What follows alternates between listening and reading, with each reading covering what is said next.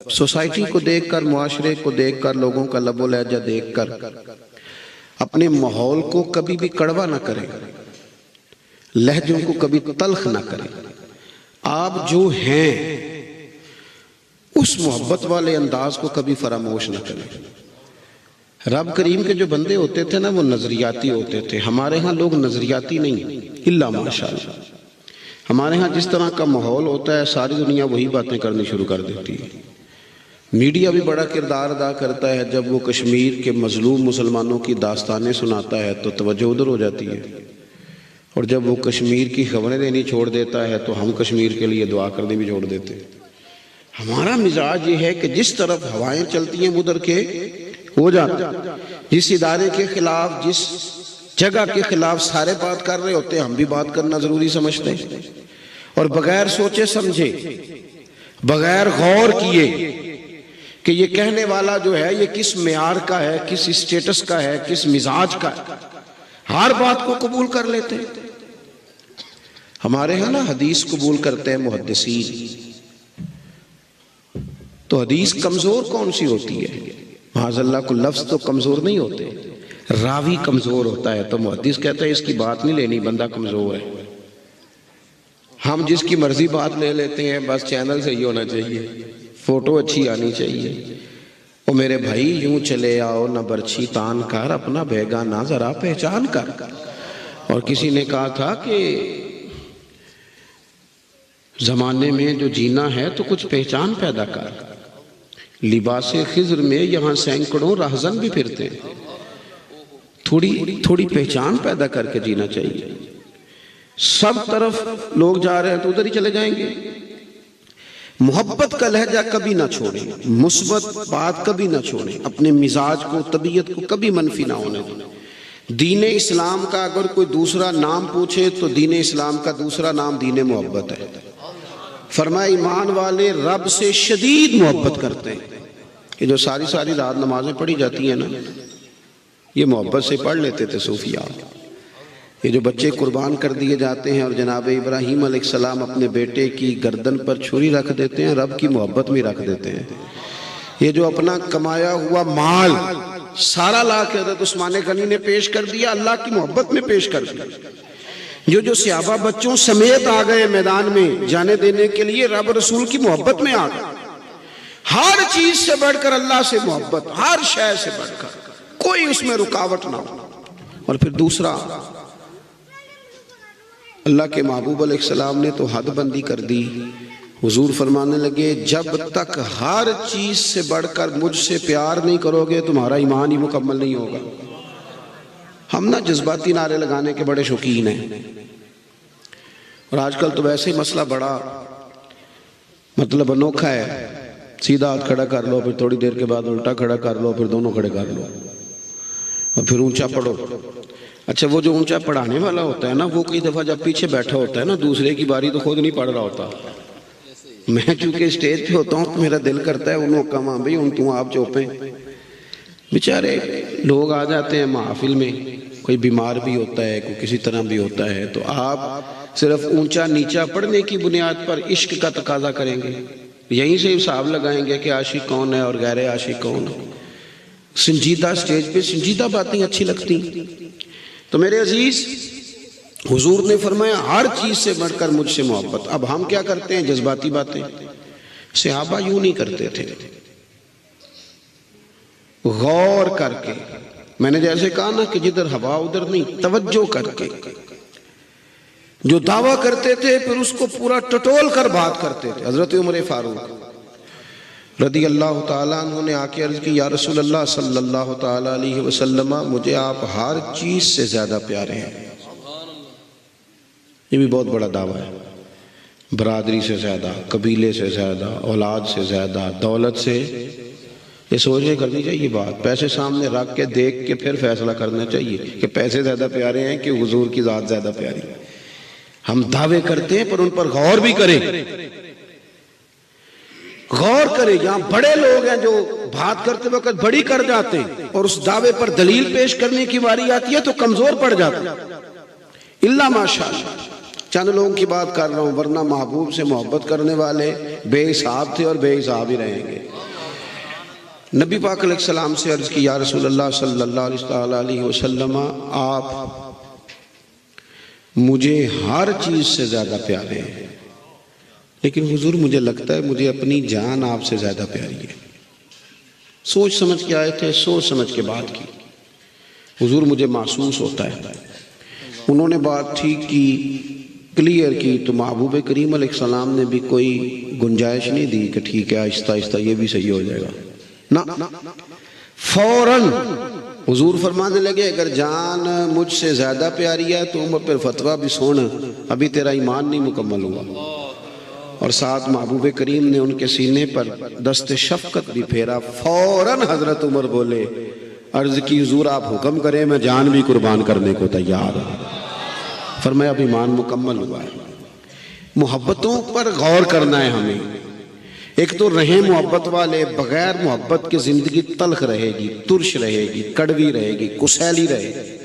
اور جب محبت کریں تو پھر اسے قاعدوں، ضابطوں، اصولوں کے ساتھ کریں، پھر نرا دعویٰ نہ کریں، پھر اس کی دلیل بھی ہو، پھر اس کا ثبوت بھی ہو۔ وہ ہمارے سیاستدان کہتے ہیں ہمیں بھی حضور سے محبت ہے، تو ہم نے کہا جی ٹھیک کہہ رہے ہیں آپ، کوئی دلیل اس کی، کوئی اس کی دلیل کہ نہ محبت ہے تو اس کی۔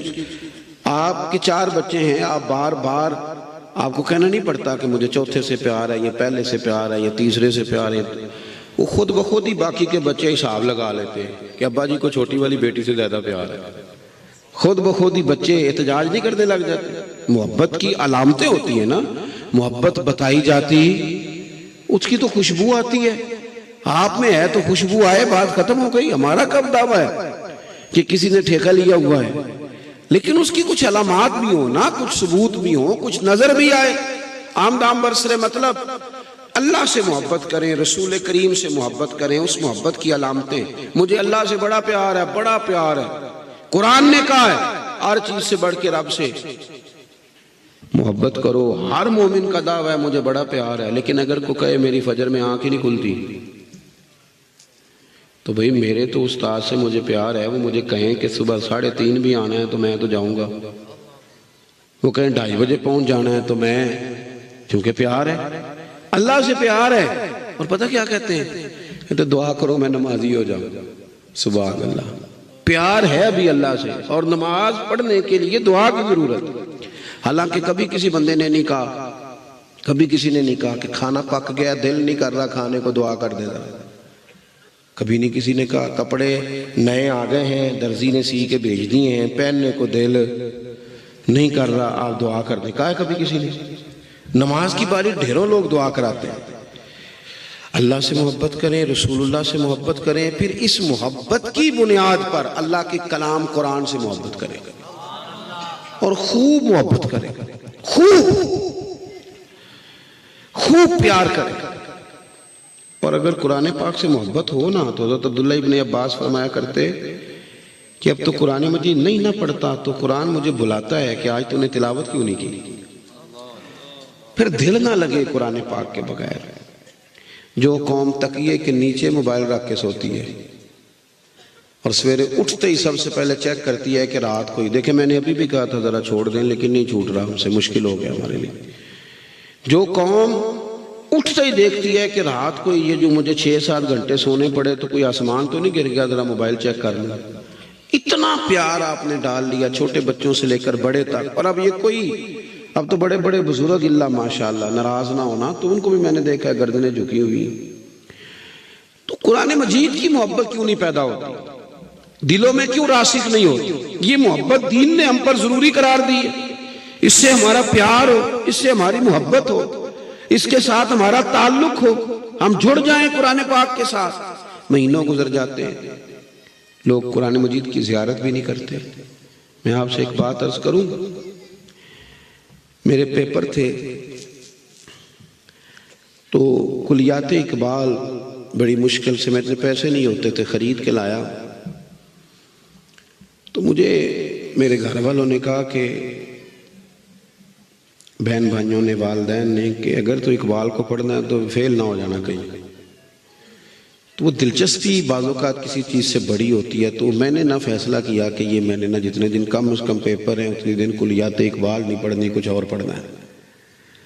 تو دیہاتوں میں نا گاؤں میں پڑچھتیاں ہوتی ہیں اوپر برتن رکھنے کو، تو جو سب سے اوپر والی تھی نا اس میں نے غلاف چڑھا کے نا کلیات اقبال رکھ دی کہ انہوں کھولنی نہیں جنی دیر پیپر نہیں ہوتے. لیکن وہ پیار تھا اس کلام سے، کچھ چیزیں بڑی دل کو لگتی تھیں. تو کو تقریباً نا رات کے 10 کو میں نے بجائے تیاری بھی کر لی، کتاب بھی دیکھ لی. سونے کا ٹائم آیا تو وہ کبھی اس کروٹ کبھی اس کروٹ، بالآخر نا میں نے اتار لی کتاب اوپر سے. اس کی نا میں نے 2-4 صفحے پڑھے تو پھر ذرا جان کو سکون ہو گیا. پھر اس کو میں نے وہیں تکیے میں رکھا. اور میں کچھ چیزوں سے آپ کا پیار ہو جاتا ہے جب تک آپ، یہ تو ایک چھوٹی بات ہے نا، اقبال کے کلام کی بات ہے صرف سمجھانے کے لیے، بلا مثال و بلا تشبیہ اللہ کا قرآن.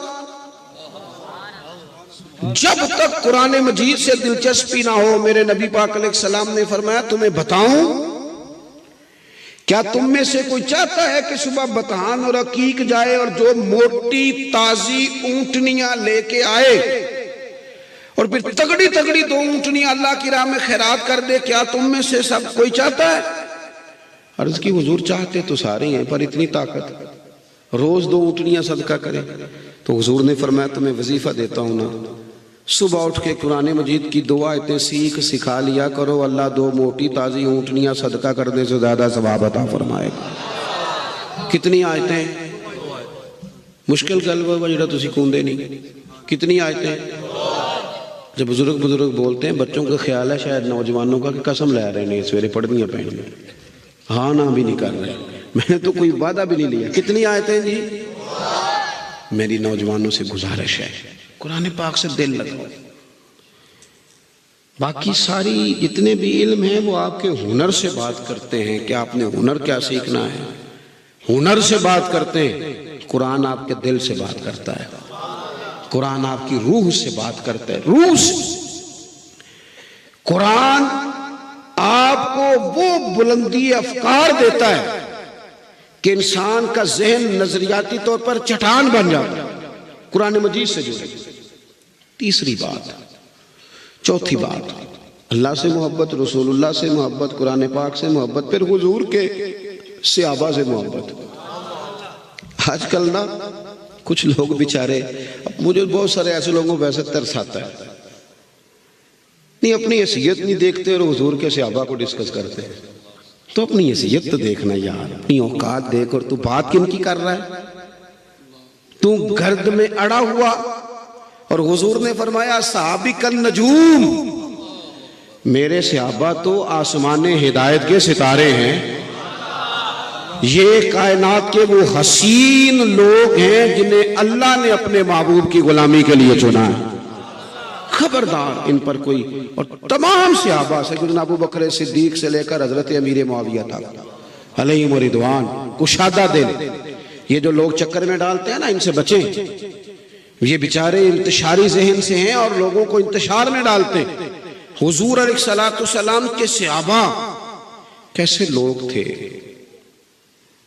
جن 14 صحابہ نے بدر میں جان دی، شہید ہوئے، اور جن کی وہ قربانی اسلام کے پہلے روب کا سبب بنی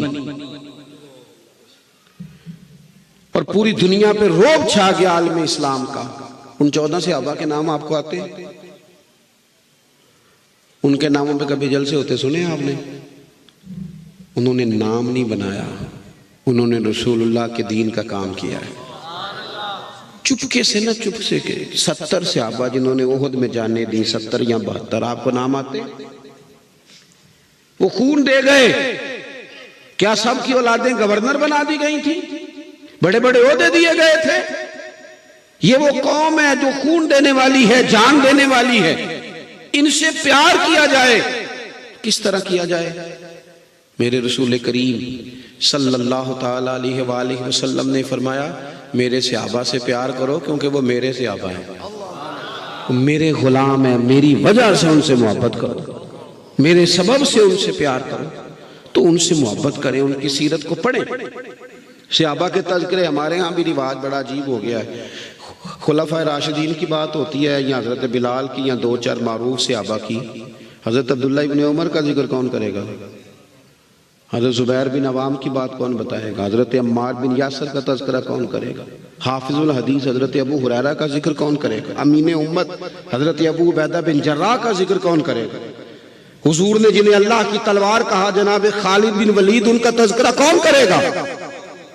اور میرے رسول کریم صلی اللہ تعالی علیہ وسلم نے فرمایا زمین کے اوپر اور آسمان کے نیچے میرے ابو ذر غفاری سے سچا بندہ کوئی نہیں، ان کا ذکر کون کرے گا؟ اور حضور نے فرمایا سب جنت میں جانے کا شوق رکھتے ہیں، اور جنت کو شوق ہے، جنت کو شوق ہے، جنت کو شوق ہے کہ سلمان فارسی کب آئیں گے، حضرت مقداد کب آئیں گے، مولا علی کب آئیں گے، جنت ان کا شوق رکھتی ہے، ان کا ذکر کون کرے گا؟ مزاج نہیں، توجہ نہیں، خیال نہیں، تو صحابہ سے پیار کریں۔ اور پھر حضور کی اولاد پاک، اولاد پاک، میں آپ سے عرض کروں ہم نہ اپنے مشائخ کے اور اپنے استادوں کے بچوں کا بھی احترام کرتے ہیں، کیوں؟ اصلاں نال جے نیکی کریے اور نسلاں تاک نہیں بھول دے۔ امام اعظم ابو حنیفہ رحمۃ اللہ علیہ ایک باغ میں بیٹھے تھے، ساتھ شاگرد تھے، کچھ کام ہو رہا تھا تحریری، ایک بچہ گیند کھیل رہا تھا، وہ آتا تھا، امام صاحب اٹھ کے کھڑے ہو جاتے، گیند بار بار گرتی ہوگی باغ میں، وہ پھر آتا، امام صاحب پھر کھڑے ہو جاتے، وہ کئی دفعہ آیا، شاگردوں نے کہا حضور یہ بچہ ہے پتہ نہیں کب تک کھیلے گا، فرمانے لگے سارا دن بھی آتا رہا تو جب آئے گا میں کھڑا ہوں گا، کیونکہ میرے استاد جی کا پوتا ہے۔ اصلہ نال جے نیکی کریے تھے اور نسلاں تاک، کائنات میں ہم پہ اتنے احسان کسی اور کے ہیں جتنے مدینے والے رسول کے ہیں؟ تو پھر حضور کی اولاد پاک، حضور کی اہل بیت پاک کا تذکرہ آئے تو نظریں حیا سے جھکیں، دلوں کے اندر حرارت پیدا ہو ان کے پیار کی، لہجہ، زبان، وجود ان کے اکرام میں جھکے، اس لیے کہ حضور علیہ السلام نے فرمایا یہ میری اولاد پاک ہے۔ فرمایا اے اللہ جو ان سے محبت کرے تو ان سے بھی محبت فرما۔ اور چھٹی بات، بس میں اپنی بات اسی پر ختم کروں گا، امت کے اولیاء، صوفیاء، علماء، ان کا پیار۔ ہمارے ہاں نا جب سے نفرت انگیزی کا مزاج بنایا گیا ہے نا تو لوگ بڑے بڑے اولیاء کو معاف نہیں کرتے، معاذ اللہ، اپنی زبانوں کے نشتر جہاں دل کرتا ہے چلانا شروع کر دیتے ہیں۔ رب کریم کے بندوں کی محبت، ہم محبت کرتے ہیں اولیاء اللہ سے، اولیاء اللہ کے دوستوں سے۔ نیک لوگوں کی جو محبت ہوتی ہے نا وہ دل میں نیکی پیدا کرتی ہے۔ قرآن مجید نے کہا یا ایھا الذین آمنوا اتقوا اللہ وکونوا مع الصادقین، اے ایمان والو اللہ سے ڈرو اور سچوں کی سنگت اختیار کرو۔ نبی کریم علیہ السلام نے فرمایا کبھی صحبت نہ اختیار کرنا مگر متقی آدمی کی، کبھی گھر میں دعوت نہ دینا مگر نیک اچھے لوگوں کی سنگت۔ حضرت ابو ذر غفاری رضی اللہ تعالیٰ عنہ نے عرض کی یا رسول اللہ صلی اللہ تعالیٰ علیہ وسلم اگر کوئی کسی قوم سے محبت کرے، ان سے مل نہ سکے، پیار بڑا کرے لیکن ملاقات نہ کر سکے، ویسے ہمارا ماحول آج کل اور قسم کا ہے، ہماری اگر کسی کو نیک سمجھ کے محبت ہوتی بھی ہے تو ہم کہتے ہیں میری مرضی پہ چل، اس لیے محبت تب قائم رہے گی، اگر تو ادھر ادھر ہو گیا نا۔ یہ اس جمعے کو نا ایک دوست ٹائم لینے آ گئے، میری یہ حالت ہو چکی ہے کہ میں رات کو 2:30-3 بجے آیا تھا،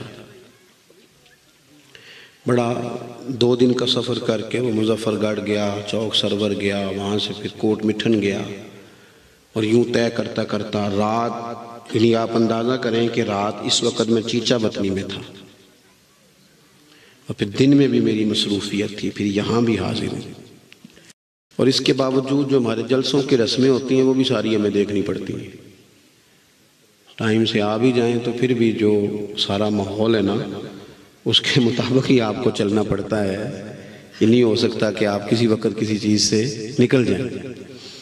بلکہ بعض دوست تو یہ بھی کہہ دیتے ہیں کہ تسی آ بھی گئے ہو، تو میں کہنا سانو تسی ویلا سمجھ لو نا، کام کو نہیں سی تاں ٹائم نہ لا گئے، لوگوں کا خیال ہے نا، اب آپ کو مغرب کے بعد بلایا تھا، لیکن آتے آتے دوست اشاع کر دیتے ہیں، وہ کہتے ہیں روٹین ہی ایسی ہے۔ چلو ایک سوال تو انہوں پوچھنے ہیں، یہ شادی تے لکھیا ہوندہ ہے کارڈ تے 1 بجے روانگی برات، لکھیا ہوندہ ہے نا؟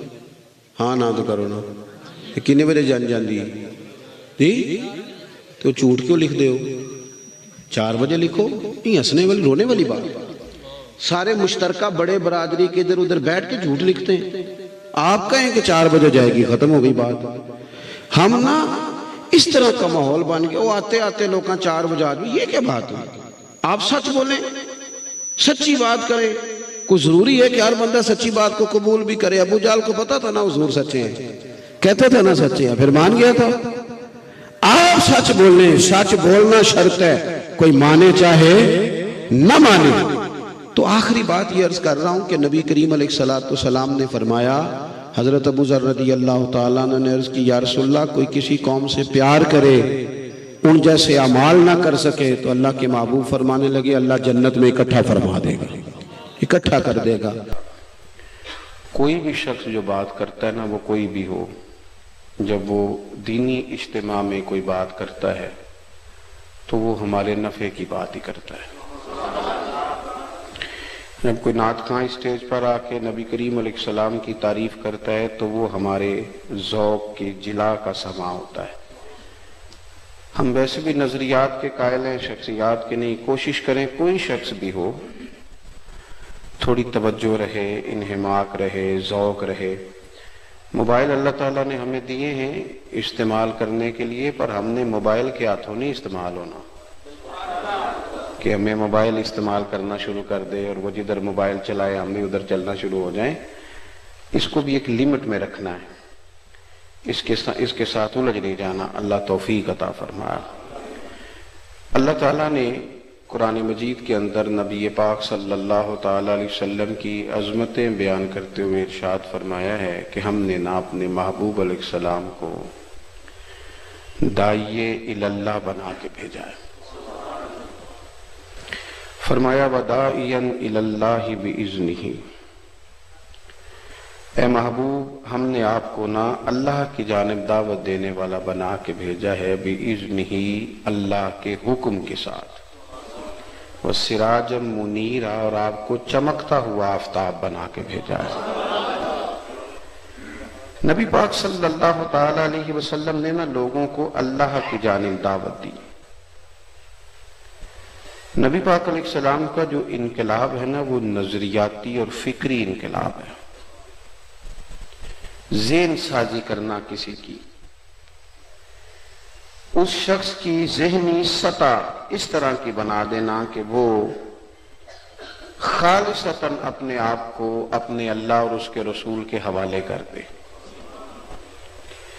یہ جتنے ہمارے صوفیات ہیں نا، بزرگان دین تھے جن کے ہم عرس مناتے ہیں، یہ ہمیں نظریاتی بناتے تھے۔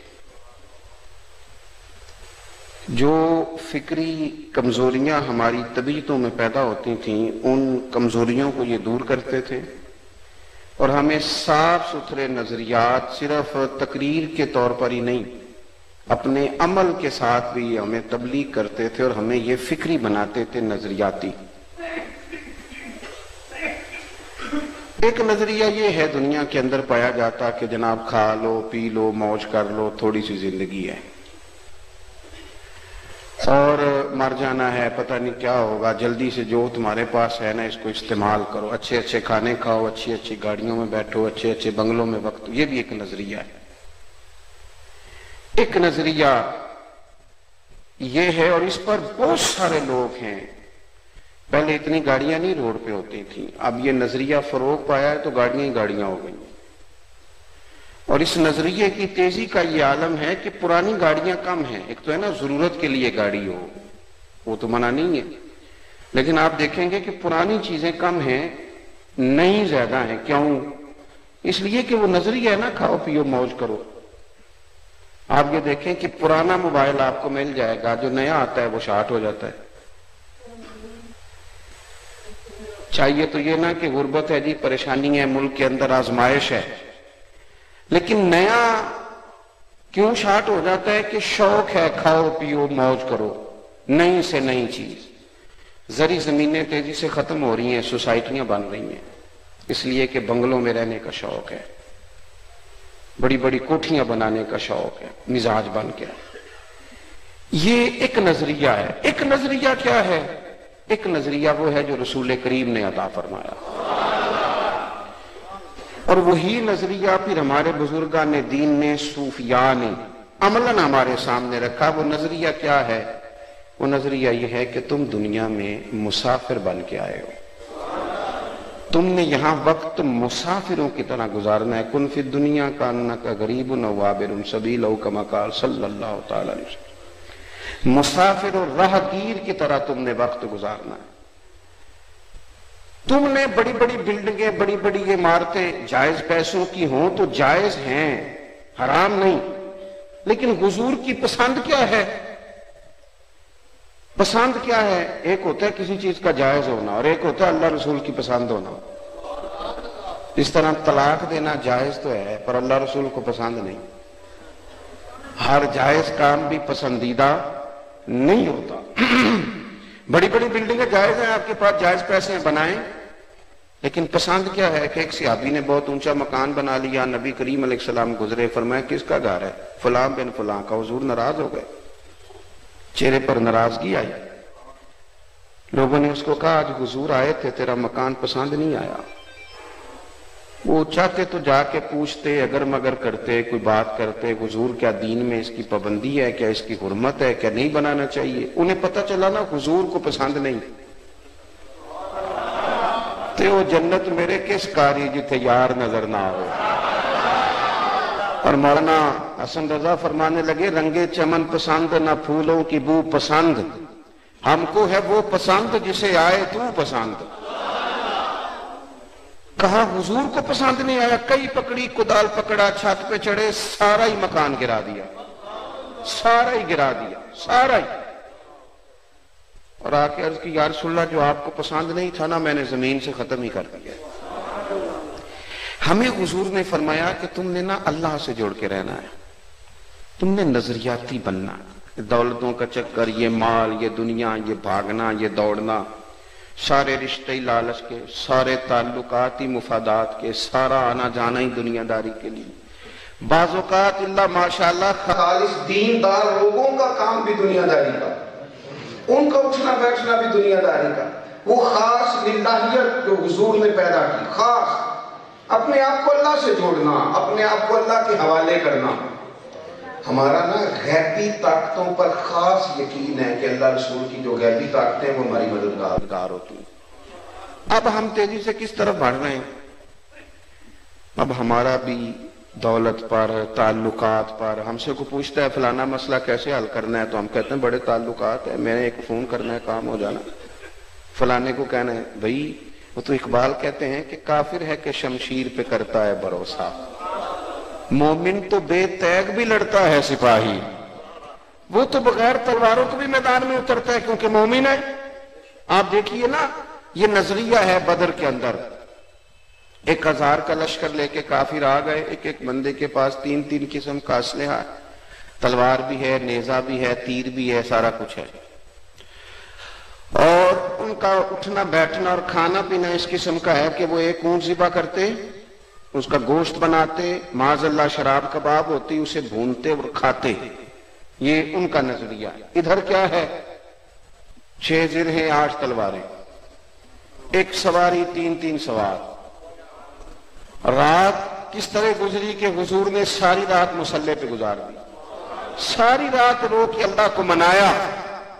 صبح میدان میں لوگ نکلے، ایک طرف تلواریں لڑ رہی تھی، نیزے لڑ رہے تھے، تیر لڑ رہے تھے، اور دوسری طرف نظریہ لڑ رہا تھا۔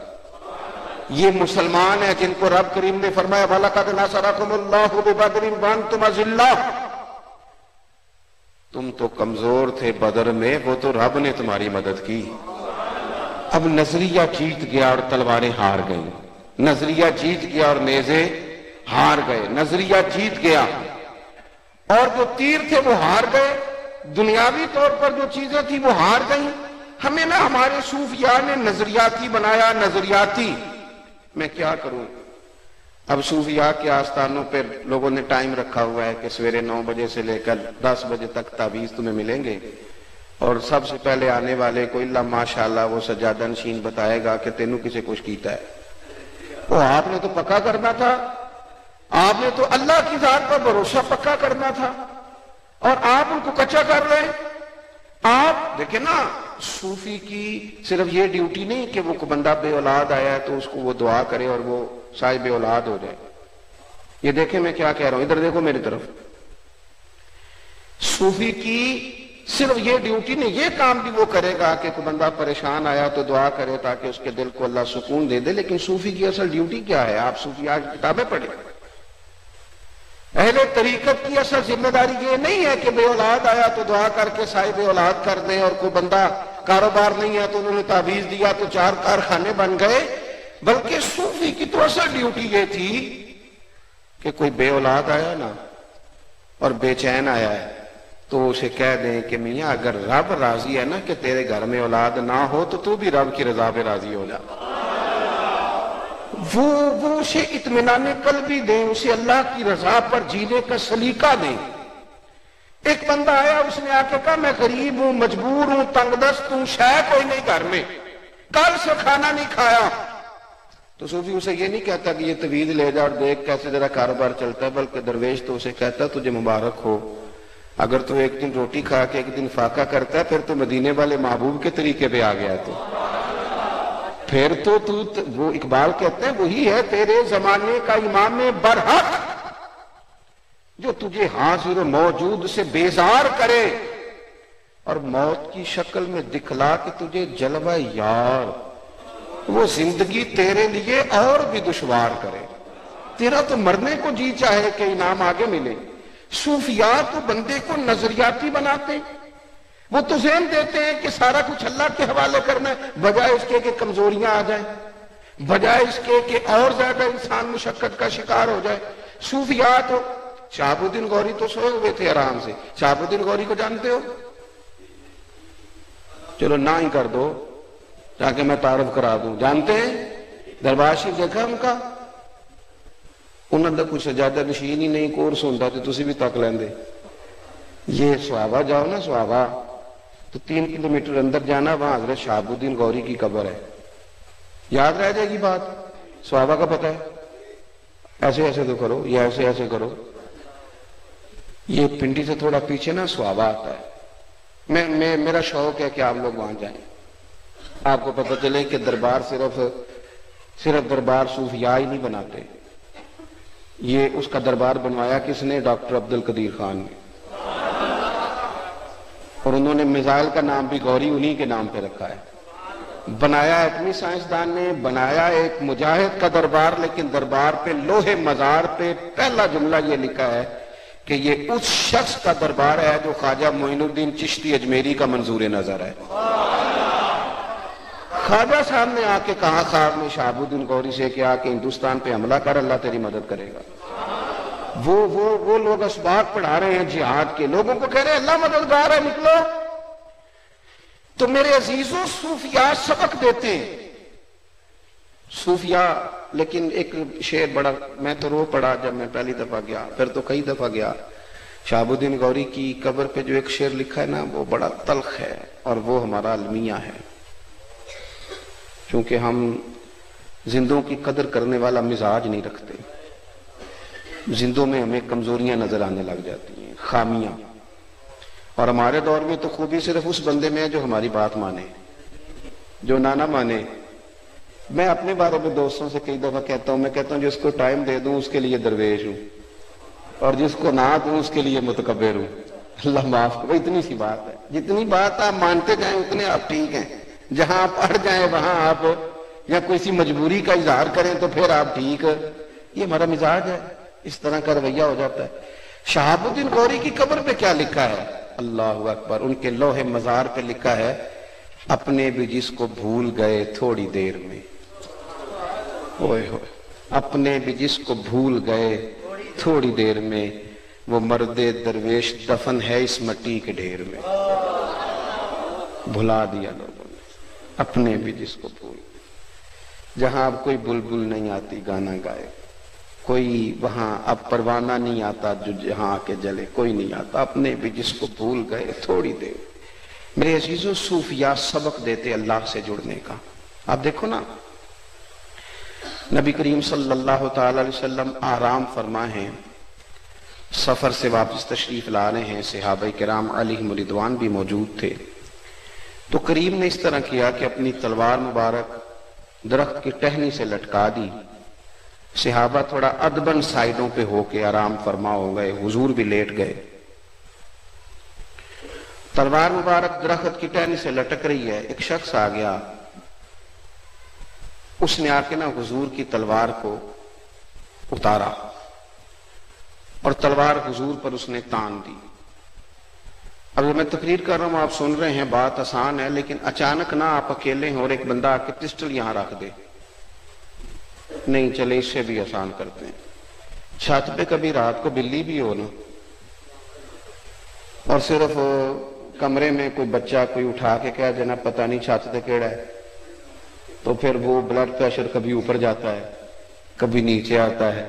کئی دفعہ نمبر بندہ ملانا چاہتا ہے پر نمبر بھول جاتے ہیں، سمجھ نہیں آتی کہ مطلب کون سا ڈائل کرنا ہے، کس کو کس وقت ملانا ہے۔ یہ ایک چیز ہے نا جی، چور آ گیا، خوف طاری ہوتا ہے، بندوق اور پسٹل، اور یہ میرا مطلب ہے خوف رکھتی ہیں چیزیں۔ اب آپ بات کو سمجھیں کہ نظریہ ہوتا ہے۔ ایک بندے کو ڈاکٹر صاحب نے کہہ دیا کہ جناب تو نا 15 دن مہینے کا مہمان ہے، میری رپورٹیں کہتی ہیں تو مر جائے گا۔ ایک غیر نظریاتی بندہ ہے، وہ بات سن کے مر جاتا ہے، اور ایک نظریے والا ہے، وہ کہتا ہے ڈاکٹر صاحب آپ جو کہہ رہے ہیں اپنے علم کے مطابق کہہ رہے ہیں، ہونا تو وہ ہے جو میرا رب چاہے گا، تو یہ تو بڑے سال بھی زندہ رہ سکتا ہے، نکالنے کا وقت، کیونکہ نظریے جیا کرتے۔ تلوار اس نے حضور پہ تان لی، محبوب کریم علیہ السلام نے مقدس آنکھیں کھولی۔ میں نے کہا کہ اچانک ہم پر کوئی پسٹل رکھ دینا۔ وہ میرے ساتھ کئی دفعہ یہ بھی ہوتا ہے کہ بہت رات کو کبھی سفر پہ، اب تو خیر میپ کی آسانی ہو گئی، کچھ سال پہلے نا کبھی دیر سے کہیں رات کو پہنچتے تھے نا تو کسی سے ایڈریس پوچھنے کو آواز لگاتے تھے تو بندہ بھاگ جاتا تھا، بھئی یہ اندھیرے میں ایڈریس پوچھ رہے ہیں، پتہ نہیں کیا معاملہ ہے۔ لوگ دوڑ جاتے تھے، کہتے تھے یہ پتہ نہیں کون لوگ ہیں گاڑی پہ، اور میرا مطلب ہے کھڑا کر رہے ہیں۔ خوف اختیاری ہوتا تھا، اور ماحول بھی اس طرح کا ہے۔ تلوار اس نے حضور پہ تانی، آپ توجہ کریں گے، محبوب کریم علیہ السلام نے آنکھیں کھولی۔ اس کے لفظ کتنے سخت ہیں، کہتا ہے حضور آپ کو مجھ سے کون بچائے گا، قریب سے ابھی بھی کوئی نہیں، اور آپ کے پاس اسلحہ بھی کوئی نہیں، آپ لیٹے ہوئے، اب ایک سیکنڈ میں اگر تلوار چلے تو معاذ اللہ کچھ کا کچھ ہو سکتا ہے، کون بچائے گا؟ یہ نظریہ ہے۔ محبوب نہ لیٹے ہیں، کوئی بے چینی کا اظہار نہیں کیا، بلکہ حضور مسکرائے۔ یہ کمال، یہ نظریاتی ہوں تو پھر آپ مسکراتے ہیں، پھر دشمن تڑی لگائے تو آپ ہنستے ہیں، آپ فرماتے ہیں تو میرا کیا کر سکتا ہے، میں کل وارث ہوں، میں تو اللہ رسول والا ہوں۔ حضور مسکرائے، کون بچائے گا؟ تو مسکرا کے دھیمے لہجے میں، کوئی جذباتی نہیں، دھیمے لہجے میں حضور نے فرمایا کیا کہا، کون بچائے گا؟ فرمایا مجھے میرا اللہ بچائے گا۔ اب اس لفظ میں طاقت ہے۔ وہ درویش نے کہا تھا کہ جو بندہ تم سے کہے نا کہ میں نے اپنا معاملہ اللہ کے سپرد کر دیا، اسے ڈرا کرو۔ اس نے سب سے بڑی کورٹ میں مقدمہ درج کر دیا، اور یہ جو لفظ اللہ ہے نا، اس میں تاثیر ہی بڑی ہے۔ ابو علی سینا بہت بڑے سائنسدان تھے، حضرت ابو الحسن خرقانی کی محفل میں آ کے بیٹھ گئے تو شیخ اپنے مریدوں کو اللہ اللہ بتا رہے تھے، اللہ اللہ سکھائی جا رہی تھی۔ میں کچھ عرصہ پہلے ایک بزرگ کی تقریر سن رہا تھا تو وہ کہہ رہے تھے اب اللہ اللہ سے نکل کے نا خانقاہوں سے تو جہاد کرنا چاہیے۔ تو میں نے ان سے کہا بزرگوں پہلے وہ خانقاہ تو بتائیں جہاں اللہ اللہ ہو رہی ہے، اب تو سیاست ہی ہو رہی ہے، اللہ ماشاءاللہ جہاں بھی ہو رہی ہے۔ ہو سکتا ہے کچھ جگہ ہوں، ورنہ وہ مریدوں کے بیچ بیٹھ کے ذکر کرانا، مراقبہ کرانا، وظائف بتانا، ان کے اسباق بدلنا، وہ کہاں رہ گیا معاملہ؟ خانقاہوں میں مجاور رہ گئے یا غور کرنا؟ حضرت ابو الحسن مریدوں کو اللہ اللہ بتا رہے تھے تو ابو علی سینا بھی بیٹھا تھا، تو شیخ نے فرمایا بھی اللہ اللہ کرو گے تو دل نرم ہو جائے گا۔ تو سائنسدان تھا نا، عقل مند تھا، تو کہنے لگا دیکھو مولوی جو مرضی بتا دیتے ہیں لوگوں، ذات خدا میں تو تاثیر ہوئی، اب نام خدا میں معاذ اللہ کیا تاثیر ہے؟ ایک ہے اللہ کی ذات، آپ کی سمجھ میں بات آ رہی ہے میری؟ وہ اپنی عقل کے زور پر اعتراض قائم کرتا ہے، معاذ اللہ کہتا ہے ایک ہے ذات خدا، اللہ تو سارا کچھ کر سکتا ہے، اور ایک ہے یہاں لفظ اللہ لکھ دیا جائے، یہ تو لفظ اللہ ہے نا، یہ تو اسم اللہ ہے، ذات اللہ تو نہیں۔ تو وہ کہنے لگا ذات خدا میں تو تاثیر ہوئی تو یہ نام خدا میں، میری بات کی سمجھ آ رہی؟ پھر غور کریں، اس نے اعتراض قائم کیا، کہنے لگا مولوی کہہ رہا اللہ اللہ کے لفظ سے دل نرم ہوگا، کہنا چاہیے اللہ چاہے گا تو تمہارا دل نرم ہوگا، لفظ خدا۔ جب اس نے یہ بات کہی نا، توجہ ہے میری بات پر، تو حضرت بھی بڑے علم و حکمت والے تھے، فوراً فرمانے لگے، کہنے لگے ابو علی سینا تو بھی گدھا ہی ہے۔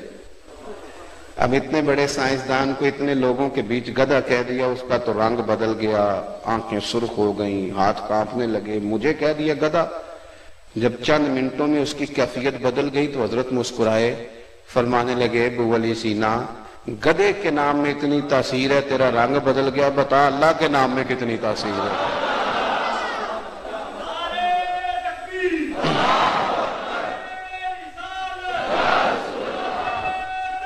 آپ سنیں گے عزیز بھائی، نبی کریم علیہ السلام نے نا جب اس سے کہا نا کہ مجھے میرا اللہ بچائے گا، تو بڑی تاثیر ہے اس لفظ میں، اللہ بچائے گا۔ بس سرکار کے زبان نور سے جملے نکلے تو اس بندے کا وجود کانپا، تلوار ہاتھوں سے گری، حضور نے اٹھا لی، فرمایا لے بھائی مجھے تو اللہ نے بچا لیا ہے، اب تو بتا نا تجھے کون بچائے گا۔ تو دیکھیں اس نے کیا کہا، کہنے لگا اے محبوب کریم علیہ السلام میں نے سنا ہے آپ بڑے ہی معاف کرنے والے ہیں، آپ بڑا ہی درگزر فرماتے ہیں۔ حضور نے یہ نہیں فرمایا کہ تو پہلے بڑی ڈینگے مارتا تھا، بڑی باتیں کرتا تھا، اب کہتا ہے معاف کر دوں۔ کیا کہا تو نے؟ یا رسول اللہ آپ بڑے معاف کرنے والے ہیں۔ تو محبوب نے فرمایا ٹھیک ہو گیا، جا پر میں نے معاف کیا۔ تو نظریاتی بنے، چیزوں کو نا اللہ رسول کے سپرد کریں۔ یہ جو ہم دیکھیں، ایک تو دنیا میں اسباب اختیار ضرور کریں پر بھروسہ اسباب پہ نہیں، بھروسہ مسبب الاسباب پہ۔ دوسری بات یہ کہ ہمارے صوفیاء نا جنگلوں میں بھی وقت گزار لیتے تھے۔ پرانے جتنے آستانے آپ کو ملیں گے نا، جتنے، ان کے ابھی تک روڈ پکے نہیں ہوئے، صدیاں گزر گئی۔ کیسے گئے وہاں لوگ؟ سوشل میڈیا پہ دیکھ کے گئے بزرگوں کو، ان کی تصویریں میرے خیال ہے بہت بڑی بڑی لگی ہوں گی پوسٹروں پہ اور کھمبوں پہ لٹکی ہوں گی، یہ دیکھ کے چلے گئے وہ لوگ۔ ان کی اللہ نے کشش رکھی تھی دلوں میں، انہوں نے کوئی بڑے بڑے محلات نہیں بنائے۔ وہ تو بعد میں پھر شہزادگان کا خیال آیا کہ ابا جی پتہ نہیں یہاں کیوں رہتے تھے، ہمیں تو کہیں اور کوٹھی بنانی چاہیے، وہ پھر کہیں دور نکل گئے۔ ورنہ صوفیاء وہیں بیٹھ کے جب ان کے مرید دیکھتے تھے نا کہ ہمارا شیخ یہاں کچے مکان میں رہتا ہے، سادے کلی میں وقت گزارتا ہے، تو پھر وہ بھی وہاں بیٹھ کے اللہ اللہ کرتے۔ اب آپ میں بڑے درد سے کہتا ہوں، اب آستانوں پہ سلوٹ تو رہ گیا ہے، کوئی دربار پہ سلام کرنے تو آتا ہے، لیکن وہاں جس ترتیب سے لوگ ہر وقت بیٹھ کے رب رب کرتے تھے وہ چیز نہیں رہی۔ کیوں؟ اس لیے کہ جنہوں نے میر مجلس بننا تھا وہی موجود نہیں رہے۔ عزیز دوست، ہمارے بزرگوں نے نا سبق پڑھایا لوگوں کو کہ یہاں تم بے شک سادہ لباس بھی پہن لو، اون کے کپڑے بھی پہن لو، یہاں تم بڑے سادے بھی وقت گزار لو، تمہارے لیے تمہارے رب نے جنت میں بڑی نعمتیں تیار کی۔ چونکہ پتہ تھا کہ آگے بڑا کچھ ہے، نظریہ تھا، تو پھر یہاں لمبے چوڑے مکان بنانا چکروں میں، دیکھیں نا حضرت عمر فاروق 24 لاکھ مربع میل پہ بندہ کرے نا حکومت تو کوئی نہ کوئی پلاٹ اس کا اپنا بھی نکل ہی آتا ہے۔ 24 لاکھ مربع میل پہ حکومت کرے نا تو میاں یہاں تو بڑے بڑے اعزازی پلاٹ بھی لوگوں کو مل جاتے ہیں، کہتے ہیں یہ صحافی کالونی، یہ وابڈا کالونی ہے کہ نہیں، یہ جناب فلانے لوگ جو فلان جگہ پہ امپلائر ہے ان کے لیے فلانے کے لیے بنتے ہیں کہ نہیں بنتے، یہ فلانوں کے لیے پلاٹ نکل ہی آتے ہیں نا میرے بھائی۔ آپ کے ہاں جو آدمی ریٹائر ہو جاتا ہے نا وزیر اعظم، وہ 20 دن 40 دن بھی رہے تو اس کو بھی ساری زندگی تنخواہ ملتی ہے، سہولتیں ملتی ہیں، قانون بن گئے۔ تو 24 لاکھ